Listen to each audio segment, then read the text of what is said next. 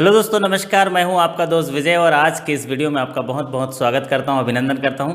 आशा करता हूं कि आप सभी सकुशल होंगे, स्वस्थ होंगे और अपने आने वाले प्रमोशन एग्जाम की तैयारी बड़े ज़बरदस्त तरीके से कर रहे होंगे।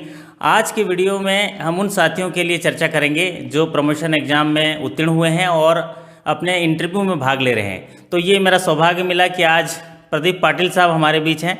सर, आपका बहुत बहुत स्वागत करता हूँ, अभिनंदन करता हूँ। और आज हमारे साथियों को इस परिचर्चा का लाभ मिलेगा कि आने वाले जो इंटरव्यू में भी भाग ले रहे हैं उनमें सवालों का उत्तर किस तरह से दिया जाए और वो कौन से महत्वपूर्ण सवाल हो सकते हैं जो आने वाले इंटरव्यू में पूछे जा सकते हैं हमारे साथियों से, और अगर उनसे ये सवाल पूछे गए तो उनका उत्तर किस तरह से दिया जाए। सर, मैं आपसे सवाल पूछूं या उसका जवाब के लिए निवेदन करूं, उससे पहले मैं चाहता हूं कि आप हमारे साथियों के लिए, उनका हौसला अफजाई के लिए उनका मार्गदर्शन करें। सर पाटिल साहब। बहुत बहुत धन्यवाद सबसे पहले विजय जी कि आपने इस महत्वपूर्ण आयोजन का मुझे हिस्सा बनाया। और वास्तव में अभी जो इंटरव्यूज़ वगैरह बैंक के चल रहे हैं उसमें जो लेटेस्ट ट्रेंड सामने में आ रहा है उसके ऊपर में फोकस किया जा रहा है। और मुख्य रूप से इसमें एक बात जो देखने को आई है कि जो कोविड का भी जो प्रभाव हमारी पूरी इकोनॉमी में दिखाई पड़ रहा है, इसे आप केवल भारत तक सीमित रख करके नहीं देख सकते। इसका जो असर है, इसका जो प्रभाव है, इसका जो इम्पैक्ट है, ये पूरी दुनिया में दिखाई पड़ रहा है। तो इसके मद्देनज़र तमाम सरकारें उससे उबरने के प्रयास कर रही हैं, बहुत तरह के आर्थिक पैकेज लेकर के आ रही है और उसी का यह नतीजा है कि वो सारी चीज़ें हमारी सभी तरह की गतिविधियों में रिफ्लेक्ट हो रही, प्रतिबिंबित हो रही है। इंटरव्यू भी इससे अप्रभावित नहीं है, इंटरव्यू भी इससे असंपृक्त नहीं है। धन्यवाद पाटिल साहब। अभी हमारे लगातार कई साथी जो हैं इंटरव्यू में भाग ले रहे हैं, उनसे बहुत सारे सवाल आए हैं। मैं कुछ सवाल आपसे उनके जवाब चाहूँगा कि अगर ऐसे सवाल हमारे आने वाले जो साथी इंटरव्यू में भाग ले रहे हैं उनसे पूछा जाए तो उनका उत्तर किस तरह से दिया जाए। जी हाँ सर, सबसे पहले जो सवाल ज़्यादातर पूछे जा रहे हैं और आप पूछे जाने की संभावनाएं हैं वो है नीति आयोग के बारे में पूछे जा रहे हैं।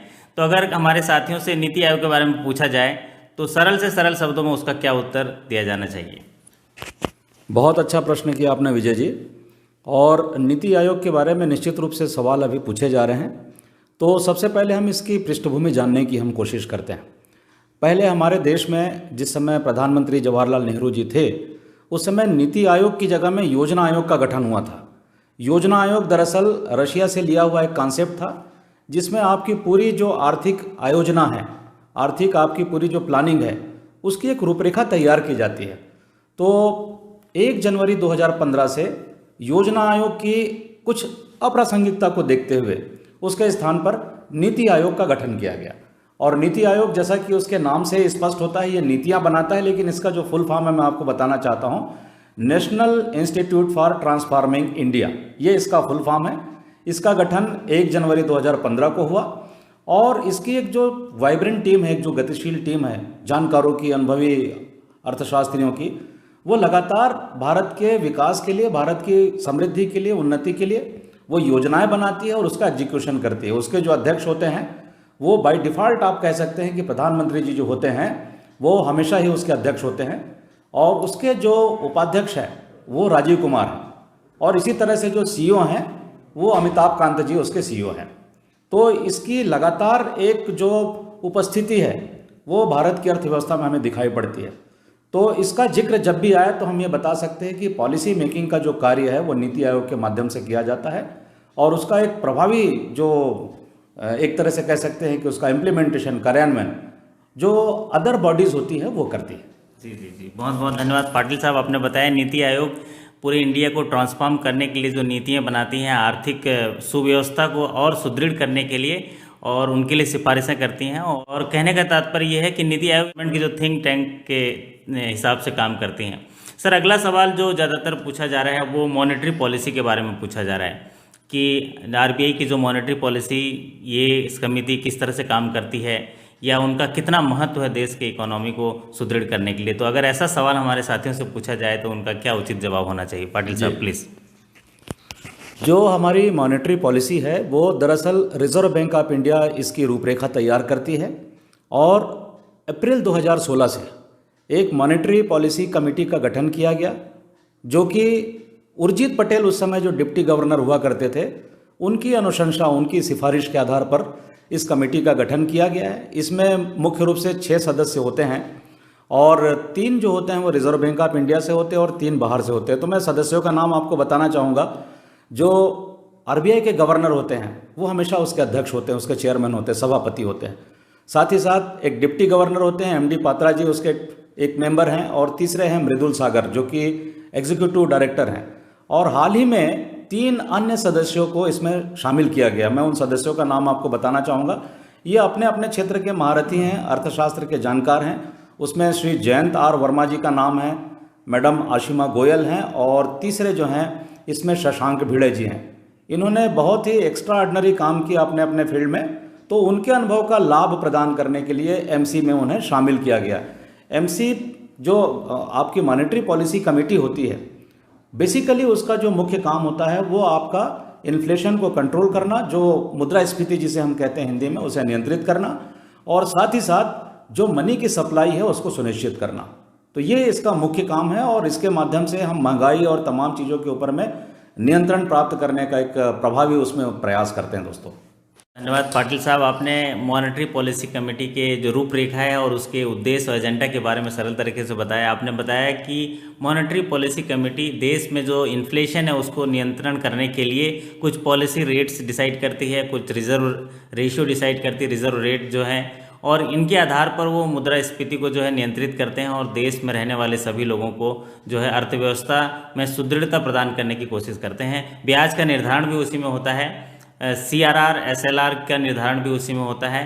तो अगर इस तरीके से सरल शब्दों में अगर बताया जाए तो इंटरव्यूअर जो है काफ़ी प्रभावित होंगे। बिल्कुल। जी हाँ। अगला सवाल जो सर बहुत ही तात्कालिक सवाल पूछा जा रहा है साथियों को, और बहुत सारे साथियों का मेरे पास मैसेज भी आया कि सर ऐसे सवाल पूछे जाएं तो उनका उत्तर किस तरह से होना चाहिए, और वो सवाल है कृषि कानून के ऊपर। जो अभी कृषि कानून नया बनाया है अध्यादेश के माध्यम से, और उसका विरोध भी हो रहा है और बहुत तात्कालिक मुद्दा है। तो अगर हमारे साथियों को इसके बारे में पूछा जाए कृषि कानून के बारे में क्या जानते हैं, तो ऐसे सवालों का जवाब किस तरह से देना चाहिए, अगर ये बता पाएंगे तो हमारी बड़ी मेहरबानी होगी। पाटिल साहब। विजय जी, कृषि कानून के ऊपर में जो अभी आंदोलन हो रहे हैं या जिस तरह से जनता प्रभावित हो रही है, वो निश्चित रूप से सबके लिए एक सरोकार का एक मुद्दा है। कृषि कानून दरअसल हमारी जो वर्तमान सरकार है उसके जो स्ट्रक्चरल रिफॉर्म, जो आधारभूत परिवर्तन हो रहा है, उसका एक अभिन्न हिस्सा मैं आपसे कहना चाहूँगा। तो आपको जैसा कि विदित होगा कि 27 सितंबर 2020 को पार्लियामेंट ने 3 महत्वपूर्ण कानून जो कृषि से जुड़े हुए वो पास किया। पहला उसमें किसानों के सशक्तिकरण से जुड़ा हुआ मुद्दा है, दूसरा उनकी मार्केटिंग या उनके प्रमोशन से जुड़ा हुआ मुद्दा है, और तीसरा मुद्दा जो है वो है भंडारण से जुड़ा हुआ। तो तीनों मुद्दों को एड्रेस करने के पॉइंट ऑफ व्यू से 3 कृषि बिल जो है वो लाए गए, और इसमें APMC या इस तरह की जो संस्थाएं हैं उनको और भी ज़्यादा मजबूत करने के लिए, उनको और भी ज़्यादा स्ट्रेंथन करने के लिए उपाय किए गए हैं। किसानों का जो एक सीमित दायरा हुआ करता था अपनी वस्तुओं को, अपने कृषि उत्पाद को बेचने के लिए, उस दायरे को विस्तृत किया गया, उसको व्यापकता प्रदान की गई है। तो निश्चित रूप से इस पे किसान जो है वो ज़्यादा लाभान्वित होंगे, ऐसा एक गवर्नमेंट का दृष्टिकोण है। साथ ही साथ अभी आपने देखा होगा कि समूचे देश में जो किसानों का आंदोलन चल रहा है, किसानों के मन में कुछ शंकाएं हैं, उन शंकाओं को लेकर के वो गवर्नमेंट से बातचीत करना चाहती है। जैसे मसलन मैं आपको बताना चाहता हूँ, MSP का एक मुद्दा आता है, न्यूनतम समर्थन मूल्य जिसे हम कहते हैं। न्यूनतम समर्थन मूल्य की बात उसमें उसका जिक्र नहीं किया गया। हालांकि सरकार ने उसमें आश्वासन दिया है कि समर्थन मूल्य की जो बात है वो आगे भी जारी रहेगी, लेकिन किसान उसमें लिखित एक आश्वासन चाहते हैं, बिल के अंतर्गत ही उस बात को इनकॉर्पोरेट करवाना चाहते हैं। तो ये डेडलॉक अभी तक टूटा नहीं, लेकिन ऐसी आशा है, क्योंकि दोनों पक्षों से, सरकार की ओर से भी और किसानों की ओर से भी लगातार निरंतर इस बात के प्रयास किए जा रहे हैं कि आपस में संवाद स्थापित हो, एक आम सहमति बने, और ये जो डेडलॉक है वो टूटे, और किसानों की जो आशंकाएं, उनका जो भय है वो भी दूर हो जाए। सरकार भी इस दिशा में तत्पर है। इलेक्ट्रॉनिक मीडिया के माध्यम से, प्रिंट मीडिया के माध्यम से लगातार वो अपनी बात रखने की कोशिश कर रही है। निश्चित रूप से इसमें आने वाले दिनों में बहुत जल्द ही कुछ ऐसा एक बीच का रास्ता निकाला जाएगा जिससे कि इस समस्या का समाधान हो सके। जी, बहुत बहुत धन्यवाद पाटिल साहब, आपने बड़ा सरल शब्दों में कृषि कानून को बताया। अगर आप साथियों आपसे ये सवाल पूछा जाए तो आप किसी भी तरह से व्यक्तिगत समीक्षा करने से बचें ऐसे सवालों का उत्तर देते समय, और क्योंकि संवेदनशील मुद्दा है, और ऐसे में आप कृषि कानून के बारे में अगर आपने पढ़ाई करी है तो उनके जो 3 कानून में बदलाव लाए हैं उनको आप अगर सरल तरीके से सामने रख सकते हैं तो ये ज़्यादा अच्छा रहेगा, ये उचित भी होगा। जी हाँ सर। सर अगला सवाल जो पूछा जा रहा है या पूछे जाने की बहुत संभावनाएं हैं वो है जीडीपी के बारे में। जीडीपी क्या है, इसकी व्याख्या किस तरह से की जाएगी और इसकी गणना वगैरह क्या है, इसका महत्व क्या है। तो इसके बारे में अगर साथियों से पूछा जाए जीडीपी के बारे में तो कम शब्दों में सरल तरीके से किस तरह से इसका उत्तर दिया जाए सर जीडीपी के बारे में, प्लीज़ सर। यह सवाल भी बड़ा ही महत्वपूर्ण है विजय जी। आप अभी जानते हैं कि जिस समय से कोरोना का प्रकोप चालू हुआ है उस समय से तमाम जो संस्थाएं हैं वो जीडीपी के बारे में प्रेडिक्ट कर रही हैं और भारत की अर्थव्यवस्था पर पूरी दुनिया जो है वो टकटकी लगा करके देख रही है कि किस तरह से इसकी व्यवस्था का विकास होता है। तो अभी हाल ही में आपने देखा होगा कि वर्ल्ड बैंक ने प्रेडिक्ट किया है कि भारत की जो जीडीपी होगी वो 9.6% होगी। आपने देखा होगा कि इस वर्ष के पहले क्वार्टर में जो कॉन्ट्रैक्शन, जो गिरावट आई हमारे जीडीपी में, वो 23.9% की गिरावट आई। लेकिन उसके तत्काल बाद जो दूसरे क्वार्टर के रिजल्ट हमारे सामने में आए वो काफ़ी सुखद रहे और उसमें 7.5% मात्र उसमें गिरावट आई है। और उसके आधार पर अभी जो प्रिडिक्शन है वो रिजर्व बैंक ऑफ इंडिया ने 7.5% का किया हुआ है। तो हम समझने की कोशिश करते हैं कि वस्तुतः ये जीडीपी होती क्या है। तो जीडीपी जैसा कि इसके नाम से स्पष्ट है, ग्रॉस डोमेस्टिक प्रोडक्ट इसको कहा जाता है और इसकी जो गणना है वो पूरे वर्ष भर में किसी एक स्पेसिफिक पीरियड में जो भी हमारी वस्तुओं का, हमारी सेवाओं का जो हमें मूल्य प्राप्त होता है, ये मार्केट वैल्यू जो होता है वो जीडीपी कहलाता है। जीडीपी दरअसल हमारे देश में इन्वेस्टमेंट को, हमारे देश के विकास की दशा को तय करने के लिए, उसकी दिशा को तय करने के लिए ये निहायत जरूरी एक टूल आप कह सकते हैं। और इसकी गणना मुख्यतः 3 प्रकार से की जाती है दोस्तों। 3 तरह के इसमें गणना के तरीके हैं। एक तरीका है उसको हम गणना करते हैं प्रोडक्शन के माध्यम से, दूसरा इनकम के माध्यम से और तीसरा जो है एक्सपेंडिचर के माध्यम से। मैं आपसे कहना चाहता हूं कि इन तीनों में एक्सपेंडिचर की जो पद्धति हो ज़्यादा साइंटिफिक मानी जाती है। उसका मुख्य कारण यह है कि एक्सपेंडिचर की जो पद्धति है वो दरअसल डाटा की एथेंटिसिटी को इंश्योर करती है। और आप जानते हैं कि किसी भी तरह की गणना में, किसी भी तरह के न्यूज़ में, किसी भी तरह के आंकड़ों में अगर उसकी प्रामाणिकता सिद्ध नहीं होती तो वो व्यर्थ होता है। तो इसके पॉपुलर होने के पीछे का जो एक बड़ा कारण है वो यही है कि एक्सपेंडिचर अप्रोच जो है वो एथेंटिसिटी के साथ में हमारे सामने में आता है। तो इसकी गणना जो की जाती है उसका बहुत ही सिंपल फार्मूला मैं आपको बताना चाहता हूँ। आप चाहें तो उसको नोट कर सकते हैं। C+I+G प्लस एक्सपोर्ट या इंपोर्ट का जो भी उसमें वैल्यू आता है उसको हम उसमें प्लस माइनस करते हैं। तो C+I+G जैसा मैंने आपसे कहा, तो C का मतलब होता है कंजम्पशन। जो भी हाउस होल्ड जो कंजम्पशन करते हैं उसको हम उसकी गणना करते हैं। उसके बाद में इन्वेस्टमेंट आता है, उसके बाद में एक्सपेंडिचर आता है, गवर्नमेंट एक्सपेंडिचर। C+I+G, जी का मतलब होता है यहाँ पर गवर्नमेंट के द्वारा जो एक्सपेंडिचर किया जाता है। और वो एक्सपेंडिचर मैं आपसे कहना चाहता हूँ वो रेवेन्यू एक्सपेंडिचर नहीं, किसी भ्रांति में न रहें। वो एक्सपेंडिचर होता है कैपिटल एक्सपेंडिचर। अगर कैपिटल एक्सपेंडिचर उसमें हुआ है उस वर्ष में तो निश्चित रूप से आपके जीडीपी के वृद्धि को, उसके ग्रोथ को, उसके विकास को दर्शाएगी। तो जीडीपी एक महत्वपूर्ण टूल है और हमारी जो तमाम तरह की योजनाएं हैं, हमारा जो तमाम तरह का उसमें जो एक प्रयोजन चलता है उसके आधार पर इसका विकास जो होता है वो सुनिश्चित होता है। तो ये सवाल निश्चित रूप से पूछा जा सकता है दोस्तों। और इसकी अपनी एक वृद्धि के 2 तरीके होते हैं। एक आपकी जो जीडीपी कहलाती है वो नॉमिनल जीडीपी कहलाती है और दूसरी जो होती है वो रियल जीडीपी कहलाती है। तो नॉमिनल जीडीपी का मतलब ये हुआ उसमें इन्फ्लेशन का भी उसमें अंश जो है वो शामिल होता है।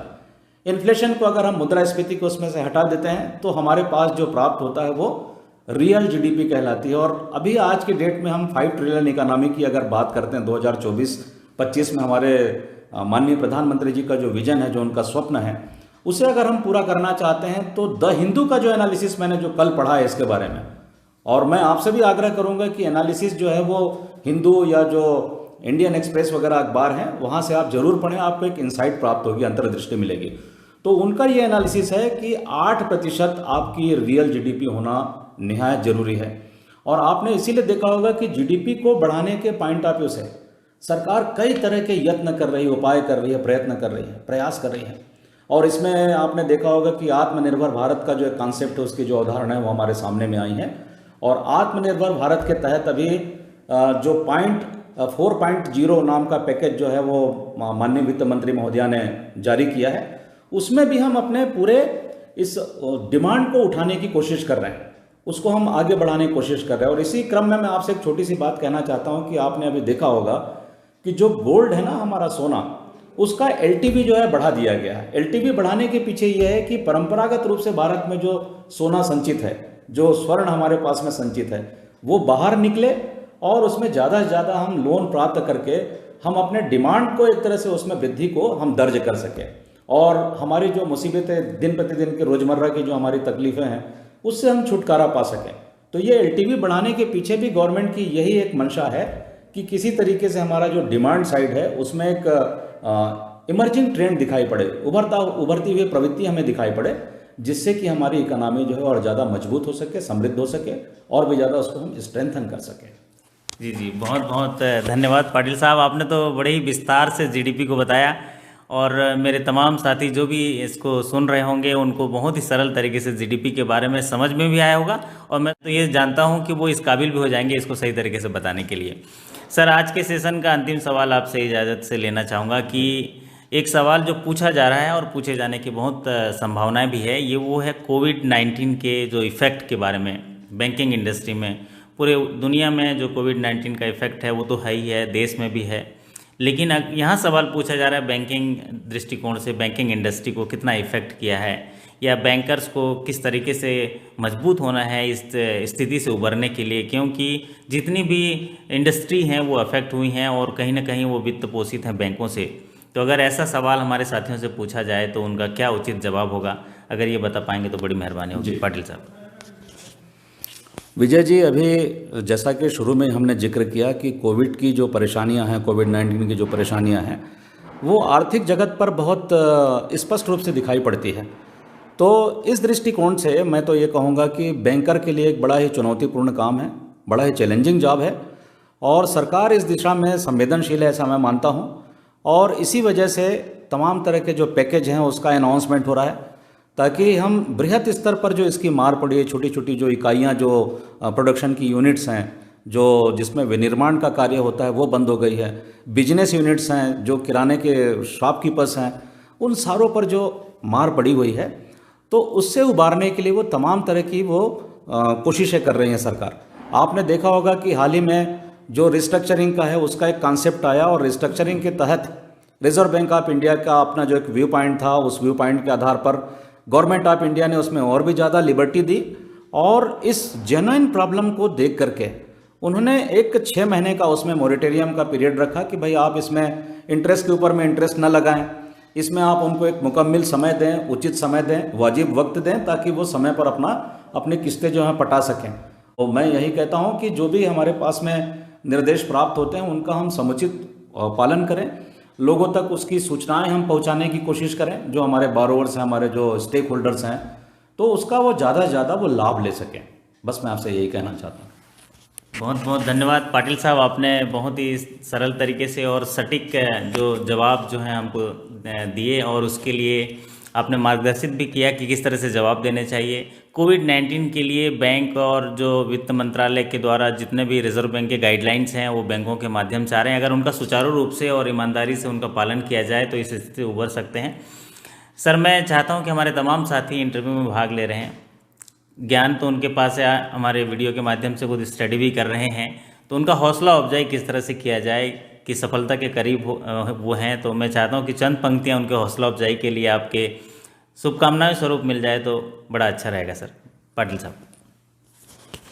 विजय जी, मैं कोशिश करता हूँ, एक पुरानी कविता मैं याद करने की कोशिश करता हूँ और ये बहुत ही मेरे लिए बहुत ही प्रेरणा स्रोत ये कविता मैं मानता हूँ कि जिसका तुम अभ्यास करोगे वही सरल हो जाएगा जी। अमृत कलश भरो घट भीतर लुप्त गरल हो जाएगा। देख तेल की परछाई में वेधो मछली की आंखें।